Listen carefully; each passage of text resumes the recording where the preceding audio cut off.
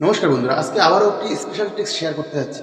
যে অঙ্কগুলোর যে সংখ্যাগুলোর ধরুন একক এবং দশক দুই অঙ্কের সংখ্যা রয়েছে। দশক অঙ্কের সংখ্যা একই হবে। যদি দশক অঙ্ক এখানে ৩ থাকে, এখানে ৩ হতে হবে। যদি দশক অঙ্ক এখানে ৪ থাকে, তাহলে এখানেও ৪ হতে হবে। বিষয়টা কিন্তু এরকম, দশক অঙ্কের সংখ্যা একই হতে হবে। এবং ডান দিকে যে একক অঙ্ক সংখ্যা রয়েছে, একক অঙ্কের ক্ষেত্রে যে সংখ্যা দুটো হবে, ধরুন উপরে যদি আমাদের ৭ হয়, নিচে কিন্তু হবে ৩। মানে এই দুটো সংখ্যা যোগ করে আমাদের একক অঙ্কের সংখ্যা ১০ হতে হবে। ঠিক আছে? ধরুন উপরে আমাদের সংখ্যা যদি হয় ৪, তাহলে আমাদের নিচের সংখ্যা হতে হবে ৬। মানে এই দুটো যোগ করলে সবসময় ১০ হতে হবে।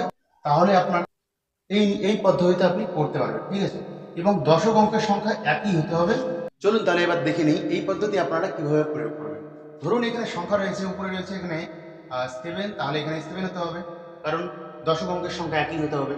এবং ডান দিকের যে সংখ্যা রয়েছে, ডান দিকে এখানে যদি 8 হয়, তাহলে এখানে 2 হতে হবে, কারণ এই দুটার যোগফল সবসময় 10 হতে হবে। 8 আর 2 10। ঠিক আছে? এইটার গুণফল নির্ণয় করব। এবং আর একটা নতুন সংখ্যা আমি লিখছি, সেটা হচ্ছে ধরুন এখানে যদি 5 হয়, তাহলে আপনার এখানেও 5 হতে হবে। ঠিক আছে? দশক অঙ্ক একই।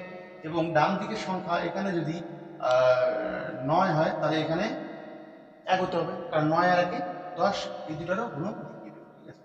তো এক্ষেত্রে কি করবেন, 7 দুইটা 7 রয়েছে, দুটার সাথের সঙ্গে একটা, দুইটার সাথের মধ্যে একটা সাথের সঙ্গে 1 যোগ করবেন, তাহলে 7 আর 1 8 হয়ে যাচ্ছে।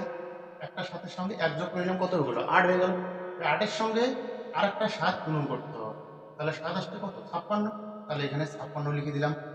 এবং এই দুইটা সংখ্যা যে রয়েছে, এই দুটো সংখ্যার গুণফল করতে হবে। তাহলে 8 দুগুণ কত হয়ে গেল? 16। তাহলে 78 এর সঙ্গে যদি 72 আমরা গুণন করি, 5616 হয়ে যাচ্ছে। এবার এইটার ক্ষেত্রে দুইটা 5 আছে, দুইটা 5 এর মধ্যে একটা 5 কে আমরা করে নেব কত? 6 পরিণত করে নেব। 5 আর 1 6। আর একটা 5 আছে, আর একটা 5 লিখবো। তাহলে 5 আর 6 গুণ করলে কত হয়ে যাচ্ছে? 30। তাহলে আমরা এখানে লিখব 30। এবং 9 আর 1 গুণন করতে হবে। 9 1 9। এখানে যেমন দশক অঙ্কে 2 অঙ্কের সংখ্যা হয়েছিল, এখানে কিন্তু 2 অঙ্কের সংখ্যা হতে হবে। কিন্তু যেহেতু আমাদের এখানে 1 অঙ্কের সংখ্যা আমরা পেলাম, 9 পেলাম, আর 9 এর সামনে আমাদের একটা শূন্য দিতে হবে। তাহলে 59 এর সঙ্গে আমরা যদি 51 গুণন করি, তাহলে আমাদের হয়ে যাচ্ছে 3009। ঠিক আছে?